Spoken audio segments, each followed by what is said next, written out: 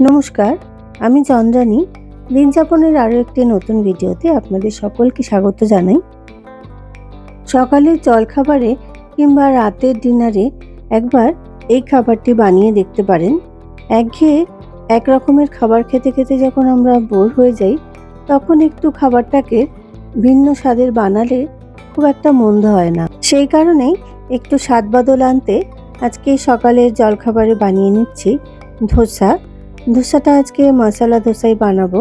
সেই মশলার তরকারিটা বানানোর জন্য আমি এখানে কড়াইতে সাদা তেল গরম করতে দিয়ে তার মধ্যে ফোড়ন হিসাবে দিয়ে নিলাম কালো সর্ষে আর কারি পাতা। এই দুটোর থেকে সুন্দর একটা গন্ধ বেরোতে আরম্ভ করলে তার মধ্যে কুচনো পেঁয়াজ দিয়ে দেব। কুচনো পেঁয়াজের সঙ্গে সঙ্গে আমি এখানে একটা টমেটো আর কাঁচা লঙ্কাকেও চিড়ে নিয়েছি, ওগুলো একসাথে দিয়ে দিলাম। সবকটি উপকরণ একসঙ্গে ভালো করে নেড়ে মিশিয়ে নেব, হালকা করে ভেজে নেব। স্বাদ মতো নুন এখানে অ্যাড করে দিলাম আর দিয়ে দিলাম হাফ চামচ মতন হলুদ গুঁড়ো, অল্প একটু লঙ্কার গুঁড়োও দিয়ে দিলাম। দিয়ে আবারও সব মশলাগুলো একসাথে মিশিয়ে নিয়েছি। অপরদিকে আমি এখানে গতকাল রাতেই চাল আর ডাল একসাথে ভিজিয়ে রেখেছিলাম, সেটাকে একটা পেস্ট বানিয়ে নিয়েছি। আমরা যেই চালটা খাই সেই চালটারই 3 কাপ চাল আর 1 কাপ বিউলির ডাল আর সঙ্গে 1 চামচ মেথি দানা একসাথে আমি ভিজিয়ে রেখে দিয়েছিলাম। এবার সকালবেলা উঠে সেটাকে মিক্সিং জারে ভালো করে বেটে নিয়েছি। এই ব্যাটারটা আরও কিছুক্ষণ রেখে দেওয়া যেতে পারে যতক্ষণ না ফার্মেন্টেড হচ্ছে। আমি অবশ্য সেই অপেক্ষা না করেই আমি এটা বানিয়ে ফেলেছি। মশলাটা এখানে ভাজা হয়ে গেছে। এবার সেদ্ধ করে রাখা আলুগুলো টুকরো করে আমি এর মধ্যে দিয়ে নিলাম। আলুগুলো স্ম্যাশ করেও দেওয়া যেতে পারে।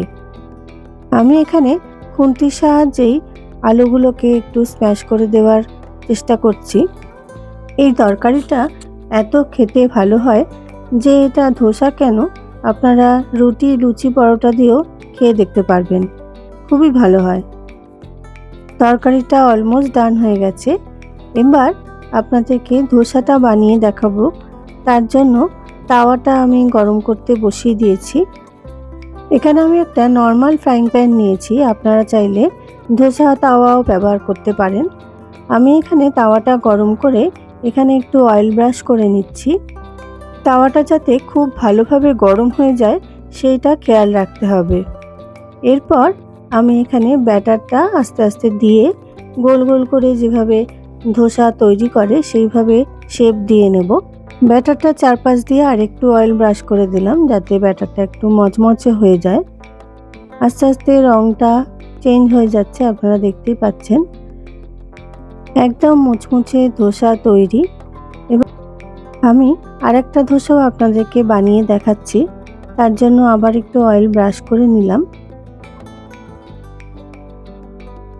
আরেক হাতা ব্যাটার নিয়ে আবারও গোল গোল করে শেপ দিয়ে নেব, ধোসার আকারে তৈরি করে নেব। খেয়াল রাখতে হবে ব্যাটারটা যেন খুব বেশি পাতলা আর খুব বেশি মোটা না হয়ে যায়।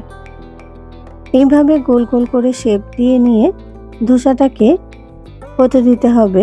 কিছুক্ষণ রাখার পরে দেখবেন নিজে থেকেই ধোসাটা উপর থেকে উঠে আসছে, তখন বুঝতে হবে যে ধোসাটা একদম তৈরি হয়ে গেছে। আজকের এই খুবই সিম্পলভাবে তৈরি ধোসার রেসিপি আপনাদের কেমন লাগলো অবশ্যই আমাকে কমেন্টের মাধ্যমে জানাবেন এবং ভালো লাগলে লাইক শেয়ার করতে একদমই ভুলবেন না।